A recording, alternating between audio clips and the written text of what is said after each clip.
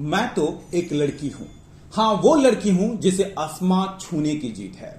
मैं एक लड़की हूं जिसे समाज के लिए एक रोल मॉडल बनने की जीत है। हाँ, मैं एक लड़की हूं, लेकिन वो लड़की हूं जो अपने राष्ट्र का नाम रोशन कर सके। इन सभी चेहरों को गौर से देख लें और इनकी आंखों में उस चमक को भी देखने की कोशिश करें जो एक सपनों को संजोए हुए लगातार आगे एक पथ पर बढ़ती जा रही हैं। दरअसल ये सारी लड़कियां खिलाड़ी हैं और कबड्डी खेलती हैं। नजफगढ़ के ग्रामीण क्षेत्रों से ताल्लुक रखती हैं। ऐसे में इस बात का अंदाजा बखूबी लगाया जा सकता है कि किस कदर इनको परेशानियों का सामना करना पड़ता होगा। लेकिन ये सच कहा गया है कि जहां इच्छा शक्ति हो वहां परेशानियां बिल्कुल नहीं होती। इनकी दृढ़ इच्छा शक्ति ने आज वो काम कर दिखाया है जिसकी चाहत हम और आप अपने परिवार में बखूबी रखते होंगे। दरअसल इन सभी खिलाड़ियों ने जिला स्तरीय कबड्डी टूर्नामेंट में गोल्ड और ब्रॉन्ज मेडल जीता है।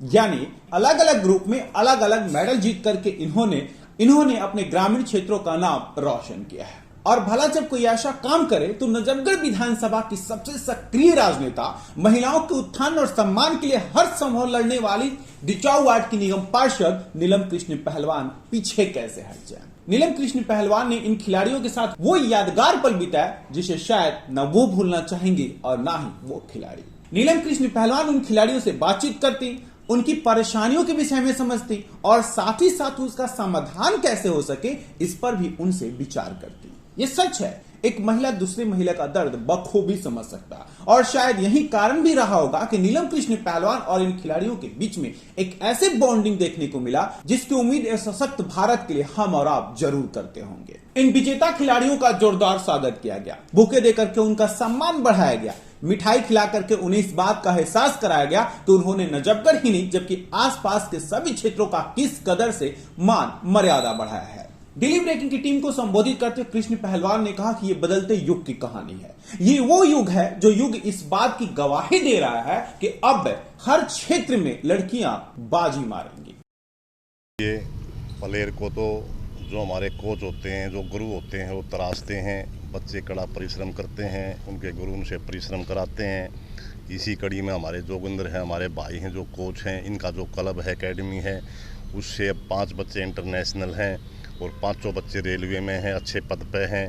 ऐसे ही आज ये स्टेट डिस्ट्रिक्ट से स्टेट में, और मैं चाहता हूँ, प्रार्थना करता हूँ परमात्मा से और जोगिंदर भाई के मैं साथ खड़ा हूँ, इन बच्चों के साथ खड़ा हूँ मैं और मेरा परिवार की मेहनत कराओ और ये इंटरनेशनल प्लेयर हों और देश की, समाज की फिर अच्छी जगह जाके सेवा करें और ओलंपिक एशियाड में इनके मेडल आए। मैं इसी प्रार्थना के साथ धन्यवाद। आप स्पोर्ट्स को लेकर के कितना लगाव रहता है कृष्ण पहलवान का? देखो, तो खानदानी परंपरा है, हमारे दादा पापा चाचा और आज हम हैं, आगे कोशिश करेंगे हमारे बच्चे भी इन चीज़ों से जुड़े, कबड्डी कुश्ती से, और यही प्रार्थना है उनके साथ हमारा डीएनए में है, ये लगाव है हमारा और हमेशा हम इसके साथ खड़े रहेंगे।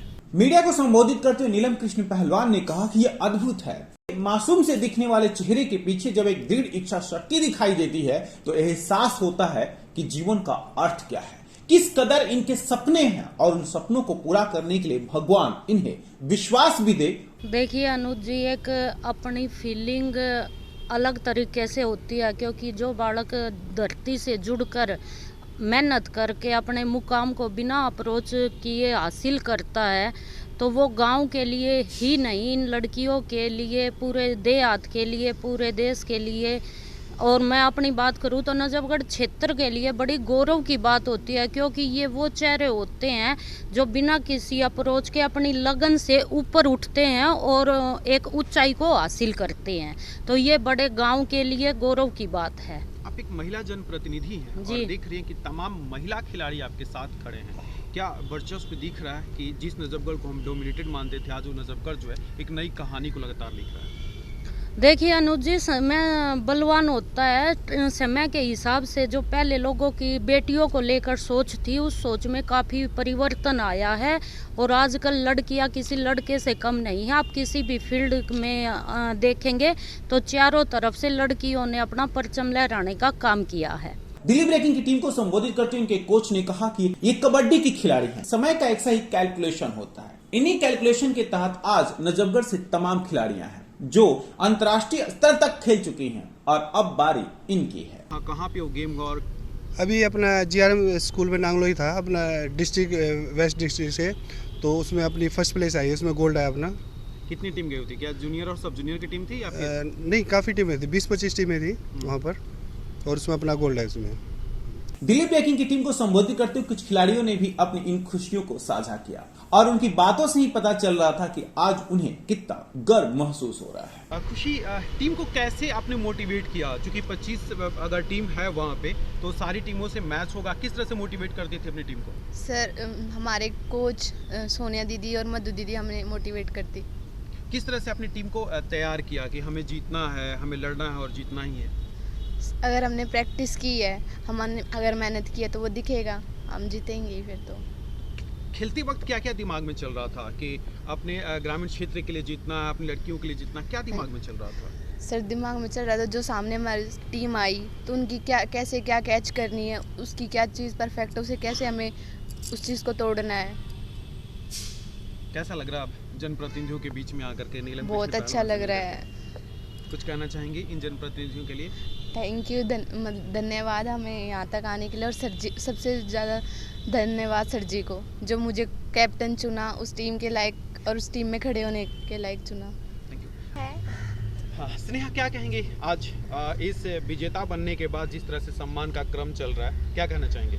मुझे यहाँ तक आने की मेरे सर जी ने दिया था आगे, मतलब आगे बढ़ना है आपको, मेहनत किया, इस वजह से यहाँ पे आई हूँ मैं, और मेरे सर जी ने सपोर्ट किया मेरे को, और मैं और आगे खेलना चाहती हूँ।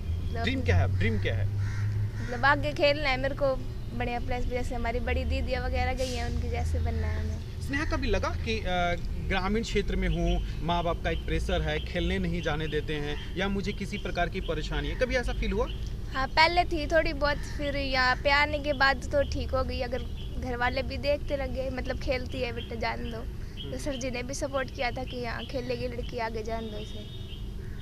इस पल को किसी शब्दों में नहीं बांध सकते हैं, इस पल को तो भावनात्मक रूप से समझा जा सकता है, इस पल को एहसास किया जा सकता है, इस पल के भविष्य का प्रभाव देखा जा सकता है। निसंदेह जब कोई राजनेता इस तरह से खिलाड़ियों के प्रति अपने समर्पण को दिखाता है तो इस बात का एहसास जरूर होता है कि आने वाले दिनों में नजफगढ़ का खेल सुनहरा जरूर है। दिलीप ब्रेकिंग के लिए आरुज मिश्रा की रिपोर्ट।